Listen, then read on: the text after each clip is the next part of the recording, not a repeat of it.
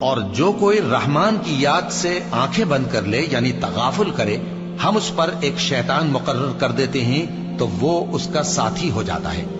اور یہ شیطان ان کو رستے سے روکتے رہتے ہیں اور وہ سمجھتے ہیں کہ وہ سیدھے رستے پر ہیں، یہاں تک کہ جب وہ ہمارے پاس آئے گا تو اس شیطان سے کہے گا کہ اے کاش مجھ میں اور تجھ میں مشرق و مغرب کا فاصلہ ہوتا، تو برا ساتھی ہے۔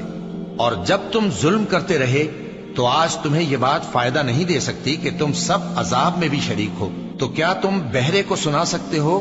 یا اندھے کو رستہ دکھا سکتے ہو، اور جو کھلی گمراہی میں ہو اسے راہ راست پر لا سکتے ہو؟ پھر اے پیغمبر،